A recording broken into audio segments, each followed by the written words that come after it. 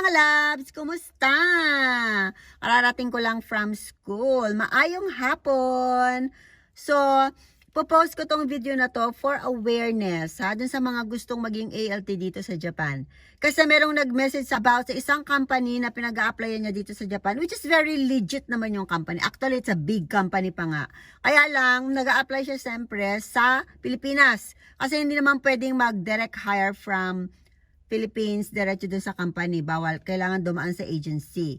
Kaya lang yung agency na pinag-a-applyan niya ay may pa-training. Okay? Training ng TESOL or TEFL, ganon. And it's worth 10,000 pesos ang training. 10,000 is 10,000. Kaya lang, ang tricky doon, matanggap ka daw o hindi ka matanggap, hindi mo na bababawi yung 10,000 pesos. Uy, ba't naman ganun? Dapat mag-training ka pag tanggap ka na, di ba? Pag qualified ka na, saka ka mag-training. Ganun dapat. Dito ganun nga eh. Kaya nagtatanong siya sa akin kung legit ba daw na requirement daw yon para makapag-apply. Sabi ko naman, sa pagkakaalam ko, hindi. Kasi ako nga wala nga akong ganung training, di ba?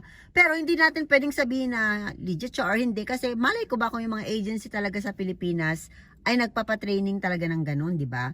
Kaya sabi ko sa kanya, mag-search ka, magtanong-tanong ka dun sa mga ibang nakakaalam kung totoo o hindi para hindi ka magsisi sa huli, ganon. O di okay na, yun ang usapan namin. Aba, nag-message siya sa akin. Yung page daw na yon, yung kausap daw niya na yon, nung post na yon, wala na, nawala. O, buti na lang daw ay hindi pa siya nakapagbigay ng 10,000. Ay, naku, sayang sana yung pera niya, fly, bye-bye, ganon. O, buti na lang nagtanong daw siya. Kaya yung mga gusto talaga magtrabaho dito sa Japan, hindi porke talagang kagustuhan natin ay sunggab na lang ng sunggab. Hindi pwedeng ganun. Kailangan mag-search tayo, maging sigurado. Mahirap ang pera, mga day. Kailangan sigurado ang lahat ng mga move natin.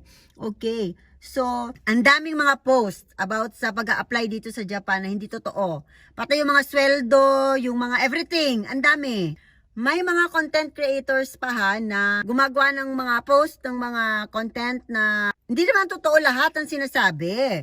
Siguro may part na totoo pero ina-exaggerate nila masyado. Binibigyan nila ng false hope yung mga tao. Pangit yung ganun, die. Wag ganun. Yun lang. Period. Bye.